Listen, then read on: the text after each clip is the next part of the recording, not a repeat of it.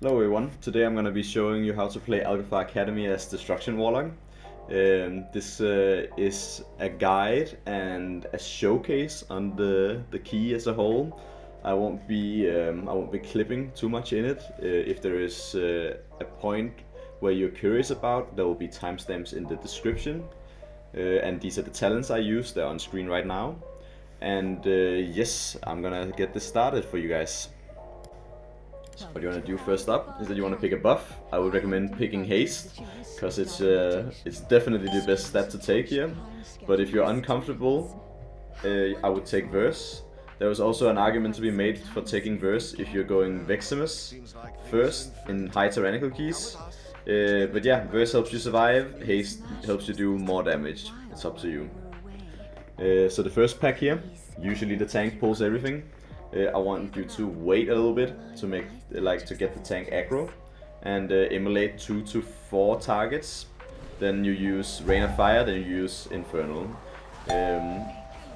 You want to Havoc a target, and you want to start conflagrating another target, maybe even multiple targets, and keep up immolates if you can in this. But the most important thing is that you don't overcap shards and you keep spamming Rain of Fires. That is pretty much like all that you need to do like all your damage. That is the most important thing. Just not overcapping shards and press Rain of Fire when you have the shards for it. So another thing to note for this pack is that the Skitterflies passively enrage the more damage they take and the lower they get. I would recommend you save your defensive CDs for when the Skitterflies are low, because as you can see in the footage, you take a lot of damage if they jump on you and they have high enrage counters. There will be classes like rogues that can soothe these guys, but if there's no one that soothes them, you need to be aware of them, because they do a ton of damage. While we're clearing this trash pack up, I want to let you know that if you're curious about how to play Destruction Warlock in more details, I have a guide for it and I'll link it in the description. Also, if you're curious about any of my Weakauras, I'll link them in the description. And I will also link my Elf UI profile in the description if you want to have my Elf UI profile as well. Now for the tree boss. The tree boss is really interesting and I really like this boss. The thing you want to do is that the tank will usually be marked with a color and you want to stack on the tank.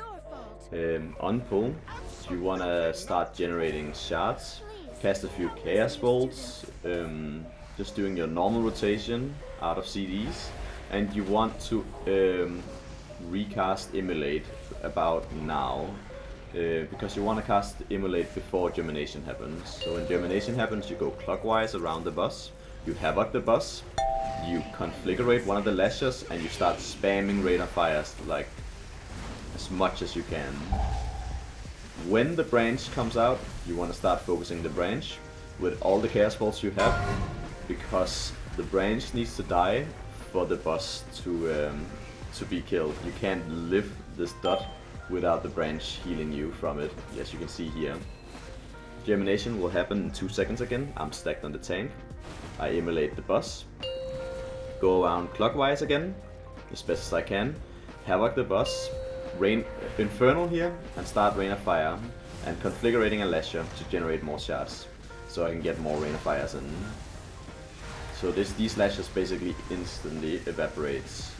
And now I'll just do Chaos Bolt rotation on the boss. Germination is in 1 second again. I'll go clockwise again, as best as I can. This time I don't have Havoc, but I'll try to get as many Rain of Fires as I can. Now I have Havoc. Now I'll start conflagrating one of the Lashes.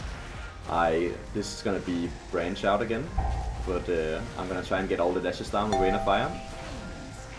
Now they're dead. I'm gonna start Chaos Bolting the branch.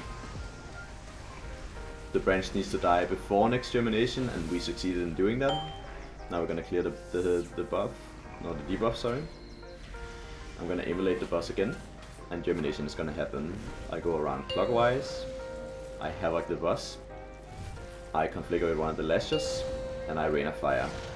Now I Shadow Fury to stun the Lashes so the tank can get aggro, and I start spamming Rain of Fires with shard generations again to kill the Lashes.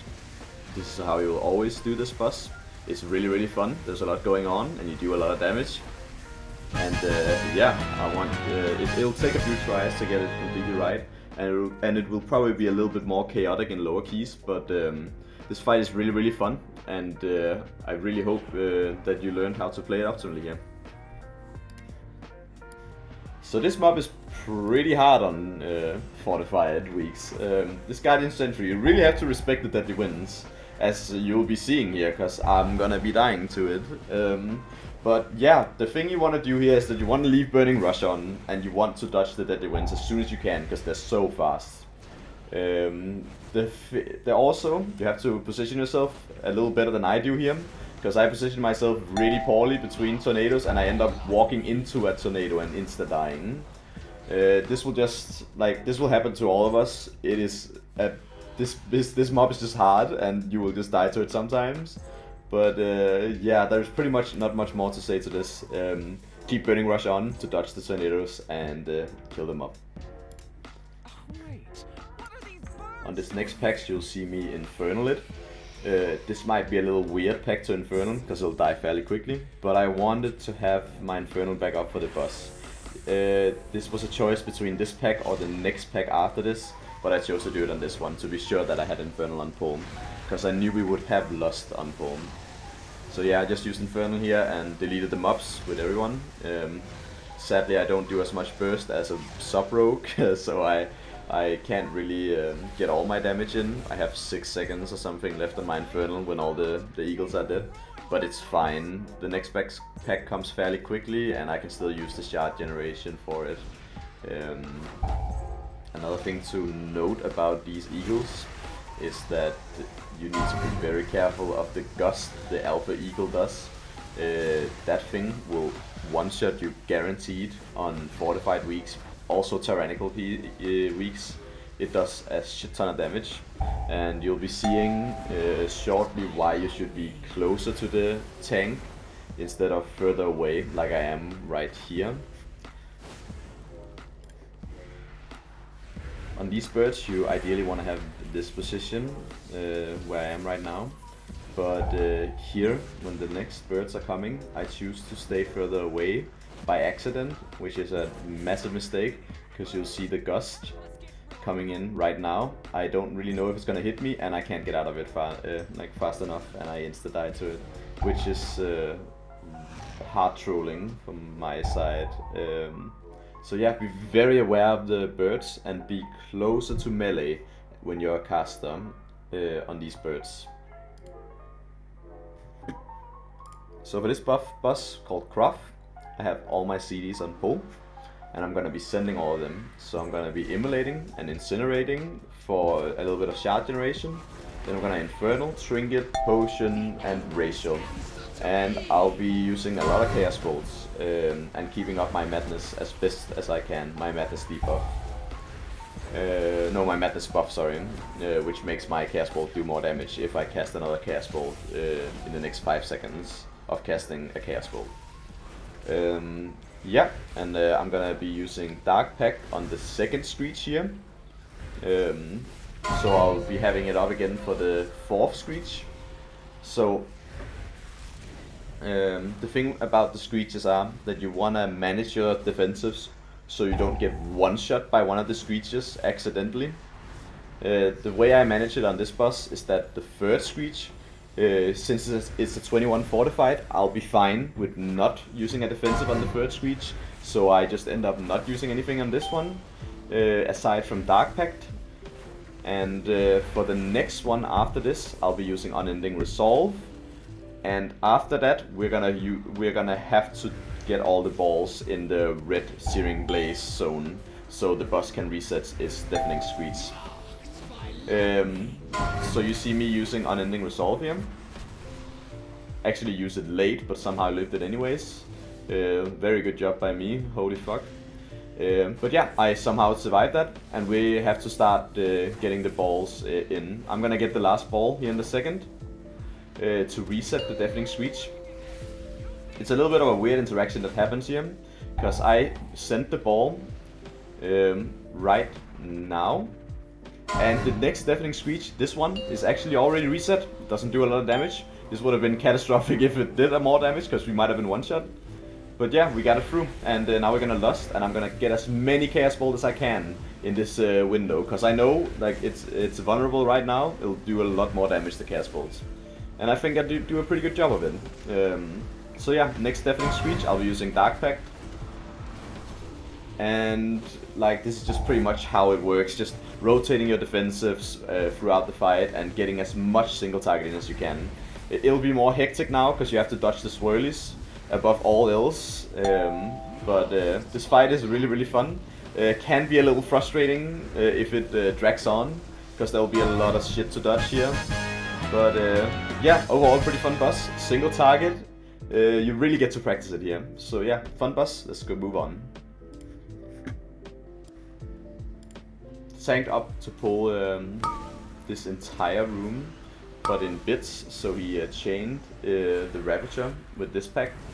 I had Infernal for this pack, so I just started using my in cooldowns Infernal Rain of Fire rotation, keeping as many Immolates as I could up, while maintaining a lot of Rain of Fires and not overcapping shards and using Conflagrates. This pack can be really difficult. You need to be aware of the Rift Breath. As you can see, our healer died to that Rift Breath right there. So that's what you constantly need to be aware of. I opted to be the first one away from the group, because the Rift Breath, the ambush will always be on the furthest target. So I opted to be that target, because I knew I could tank it better than all of the other guys, except maybe for the tank. So I opted to do it, and yeah, just dodge the Rift Breath, keep up Immolate, and Rain of Fire this pack.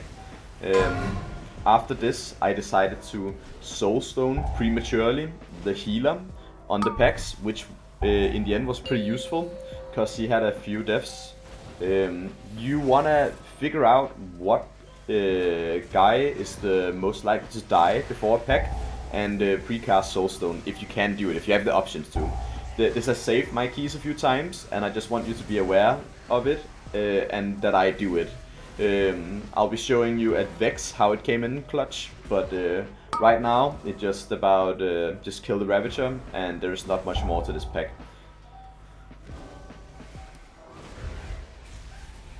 Here you see that I have the proc, where I have my free Chaos Bolt or Rain of Fire, and I summoned the little purple Blasphemy guy, but I opted not to use it on the Ravager here, because it will deal a lot of damage on a new pack, because it AoEs the pack, so I opted to use it on this pack instead. So you see that I will actually get a lot of damage in this pack, even though I'm not in CDs.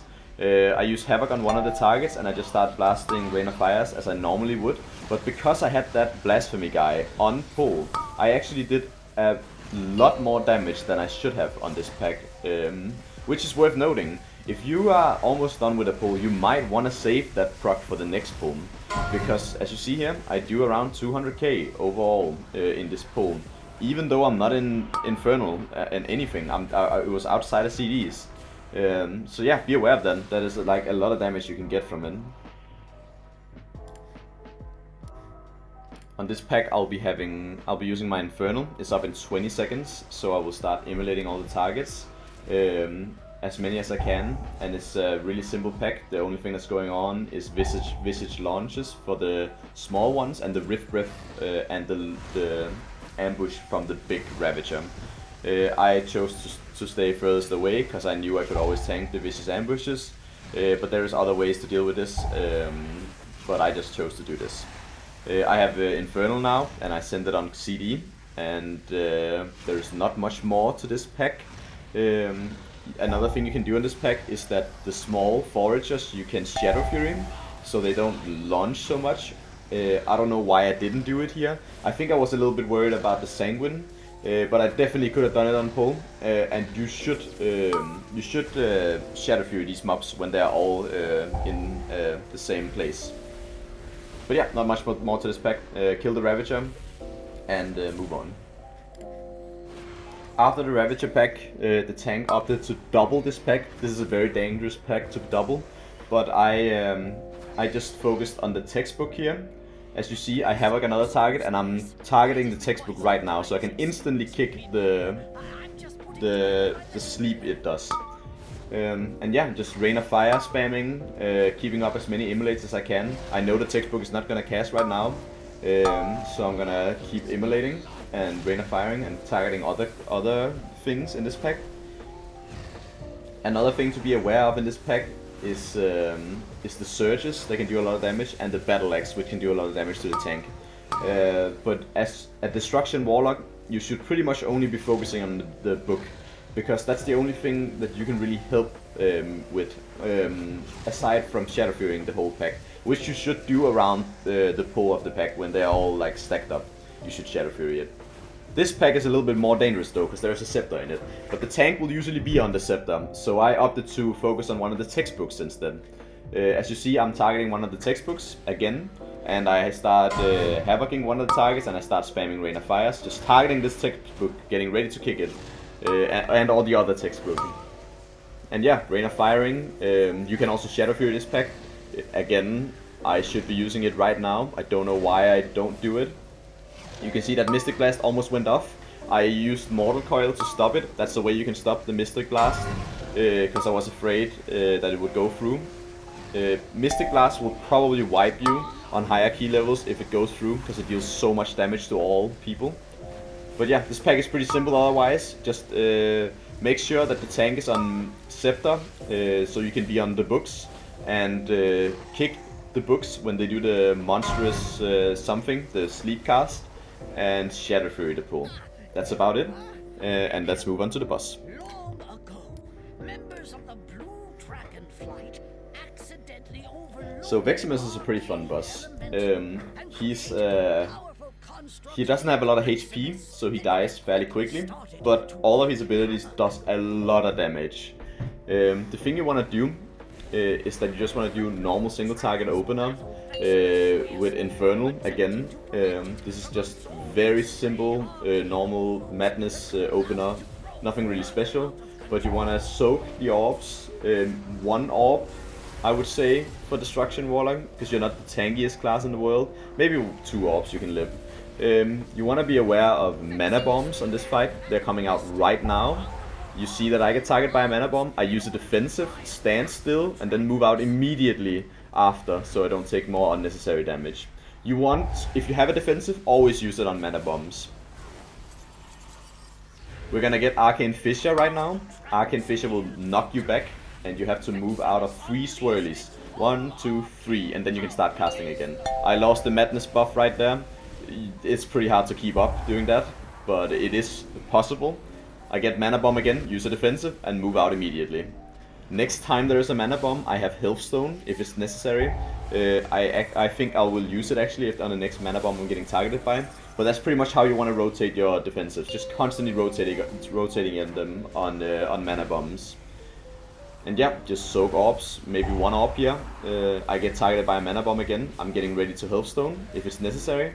Not really necessary here. The healer got it pretty much under control, so I'll save it.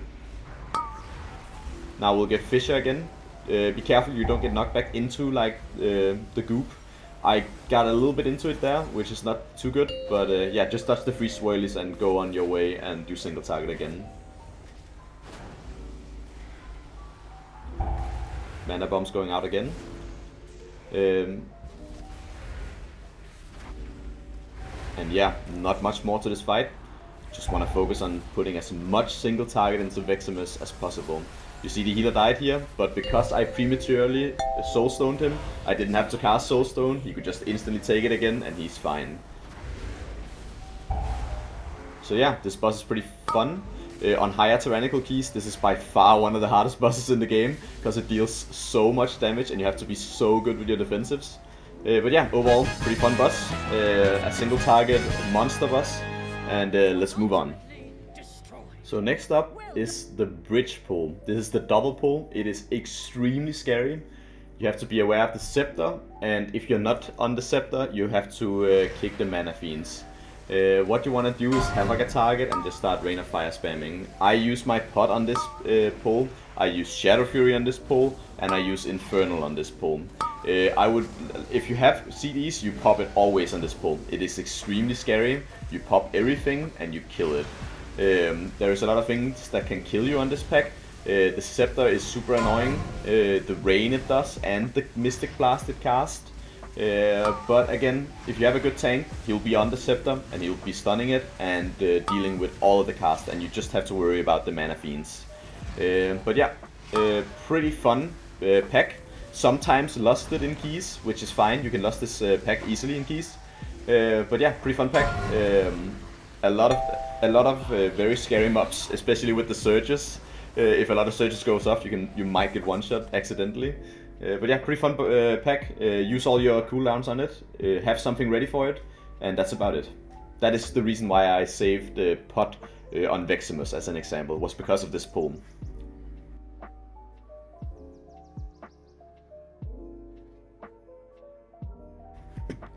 The tank is gonna double these Echo Knights into the next pack, and he's gonna pull them so they're at the stairs. The thing is about Astral Whirlwind is that if you are lower elevated than the mobs here, you cannot take damage from the Whirlwind. So that's why I position myself on the stairs close to the Echo Knights, because I cannot get targeted by the Whirlwind when I'm at this location right here. And I just move down the stairs when he moves them a little bit further on the stairs, and you see, take no damage, even though I'm in it. And yeah, pretty standard pack. You'll pretty much always see this double. It's used in almost every dungeon. And you just want to keep going down the stairs when the tank kites, and yeah, kill the Echo Knights.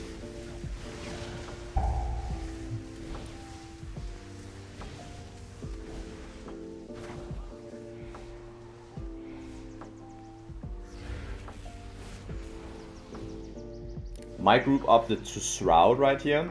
You don't have to Shroud, you can also just wait the patrol out. But since the patrol was in a bad spot, they Shrouded because they had the ability to. We move and get the last 4 boys here, move them in, line of sight. And then yeah, we just kill these. Very simple pack. Stay away from the Echo Knights here, because you cannot stay in the Whirlwind in this pack. You can stop it though with leg sweep and other stuns. You should use your Shadow Fury when it starts casting Whirlwind, so the melees can stay in and do damage. But yeah, not much more to say about this pack. Kick the Arcane Missiles from the Restorer, and that's about it for this pack. And let's move on to the last boss.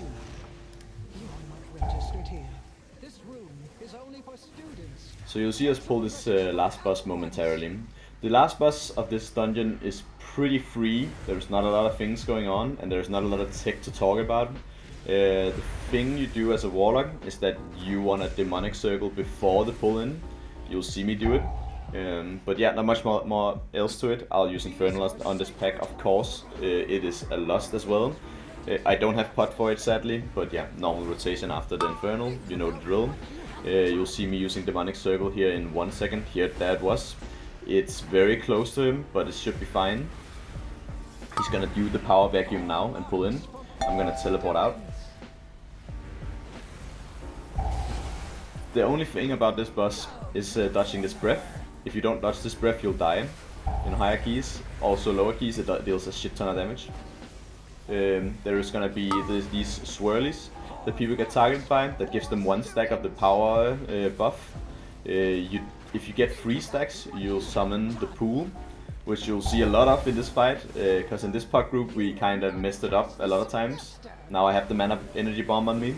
I'm gonna go to 2 stacks, so the next stack I get is gonna summon the pool on the ground. See my teammate there, he had the pool on the ground because he got another stack. Now I have energy bomb on me. I should reposition. Actually, I'm opting to just place it right there, because there was already a bomb right there, so the place was already ruined to stand in. We move over to this side, but this is kind of where we kind of fuck up. You see a lot of people get hit by the swirlies that move out, and we're already at higher stacks. The enhancement, no, the Elish Shaman, sorry, died here as well, to the breath. You see how much damage it does. He had no way to live that. He insta-died. After this pull-in, I'm gonna try and soulstone him and getting him up. But yeah, you can see how this is already pretty much a mess. We have really not done a good job with the swirlies, sorry. They are everywhere. They just litter around the boss room, and we are struggling. The boss might be low on HP, but I doubt that we would be able to kill this on Tyrannical with these swirly placements. They have to be better. Like, look at this room. This is awful. So this becomes like a bullet hell game of survival now, where I can barely get Chaos Bolts in, but I try my best. And yeah, we're gonna end up killing the boss eventually. That is gonna pretty much do it for this video. I hope you found it useful. Algeth'ar Academy is one of my favorite dungeons. It is extremely fun, aside from maybe the last boss, which is a little lame. But Algeth'ar Academy overall, super good boss, super good dungeon, sorry. And I hope you you learned something. Like the video if you liked it. I read every comment, so feel free to ask any questions in the comment section. And yeah, subscribe if you want more of this kind of content. Thank you for watching. Bye bye. Oh dear. It seems the parameters I wove into my out-of-office spell were a bit extreme.